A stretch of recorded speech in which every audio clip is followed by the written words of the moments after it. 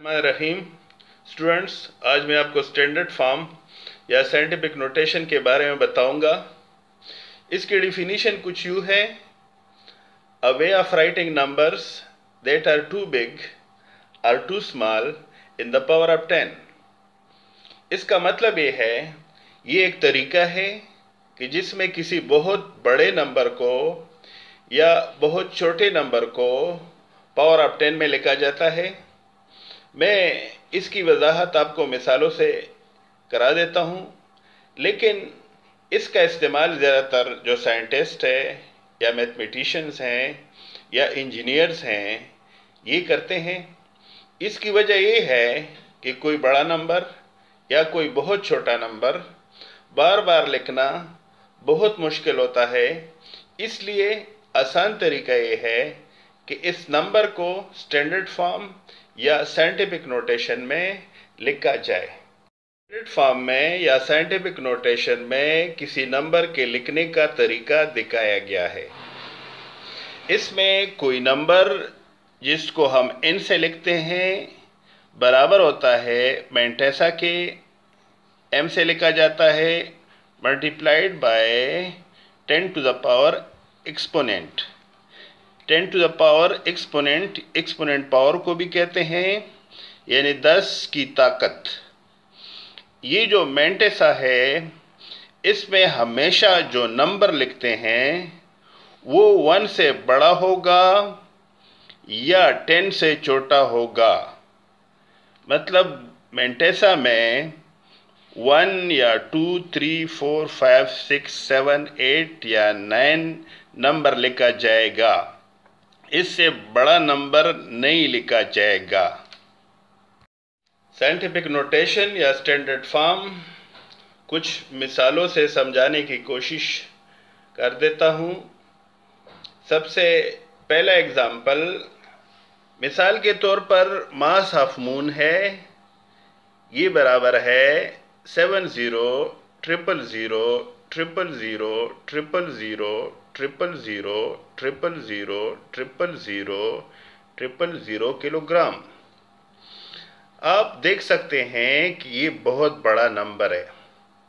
अगर फर्ज करें किसी जगह इसको 2 दफ़ा या 3 दफ़ा लिखना हुआ तो ये बहुत मुश्किल होगा और उसमें गलती की गुंजाइश भी ज़्यादा हो सकती है। इसलिए इस जैसे बड़े नंबर को साइंटिफिक नोटेशन में इस तरह लिखा जाता है: mass of moon is equal to 7 10 to the power 22 kilogram. इसमें ये जो 7 है मैंटेसा है और 22 इसमें एक्सपोनेंट है।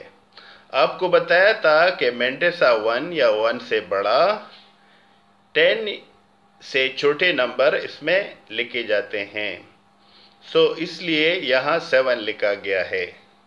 तरीका ये है कि आप यहाँ से काउंटिंग शुरू करेंगे, जिस तरह 3, 6, 9, 12, 15, 18 और 21 और 22। तो 7 के बाद जितने ज़ीरोज़ आते हैं इनको आप काउंट कर लेंगे और इसको 10 के पावर में लिख देंगे। इसका मतलब ये है कि 7 और फिर उसके साथ 22 ज़ीरोज़ हैं। तो 22 ज़ीरो की जगह हम 10 टू द पावर 22 लिख देते हैं। आपको बता देता हूँ, मास ऑफ अर्थ है जो कि बराबर है 5980 000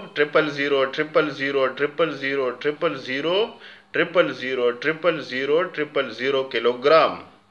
आप देख सकते हैं कि ये बहुत बड़ा नंबर है। इस नंबर को बार बार लिखना मुश्किल काम भी है और उसमें गलती भी हो सकती है। इसलिए इस नंबर को साइंटिफिक नोटेशन में इस तरह लिखा जाता है: ME यानी mass of earth equal to 5.98 10 to the power 24। ये 5.98 इसमें मैंटेसा है। आपने देख लिया कि इसमें जो 5 नंबर है यानी उसके बाद पॉइंट आता है। इसके साथ जो पावर में है या एक्सपोनेंट वो 24 है। तरीका ये है कि आप 5 के बाद यानी इधर पॉइंट लगा देंगे और इसके बाद ये नंबर गिनना शुरू कर देंगे। सो इस 9 और 8 से लेकर राइट साइड की तरफ आप जाते जाएं तो ये सारे नंबर 24 बनते हैं। इसलिए हम एक्सपोनेंट में 24 लिखते हैं। इसको हम ऐसे भी लिख सकते हैं राउंड करके, इसको राउंडिंग ऑफ फिगर्स कहते हैं। एक तरीका है 6 10 टू द पावर। अब कुछ छोटे नंबर जिनको हम साइंटिफिक नोटेशन में लिखेंगे, आपको कुछ एग्जांपल से मैं बता देता हूँ। मिसाल के तौर पर डायमीटर ऑफ न्यूक्लियस है, इसको साइज ऑफ न्यूक्लियस भी कहते हैं। 0 पॉइंट यानी पॉइंट के बाद 13 जीरोस और फिर 1 मीटर आता है। जब हम इसको साइंटिफिक नोटेशन में लिखेंगे तो diameter of nucleus 1 multiply 10 to the power -14 लिखा जाएगा। अब जब नंबर छोटा होता है तो इसका पावर नेगेटिव आता है, माइनस में लिखा जाता है।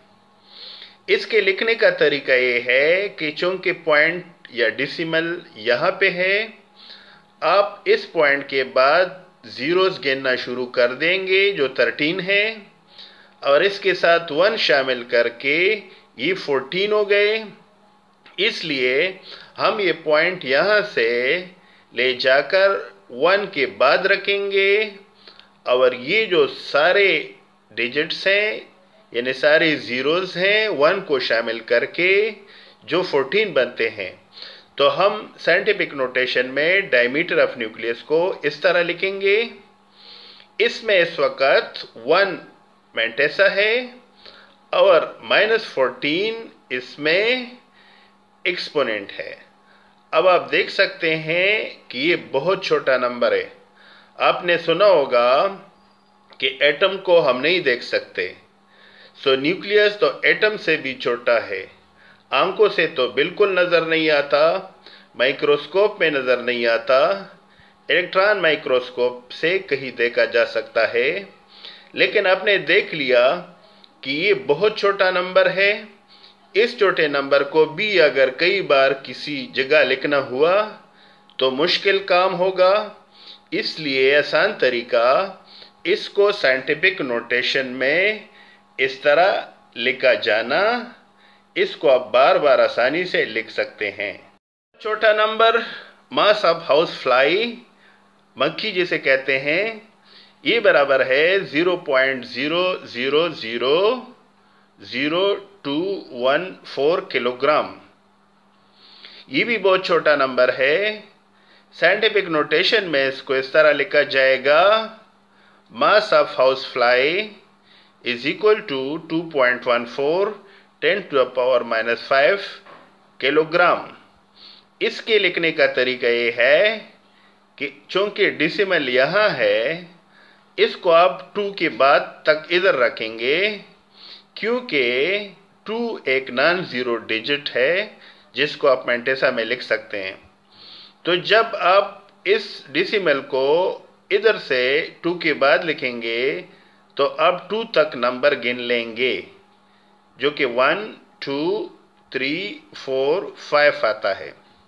इसलिए 2 के बाद पॉइंट डाल के 1 4 मल्टीप्लाई। एक और छोटा नंबर है मास ऑफ मॉस्किटो, मच्छर जिसे कहते हैं।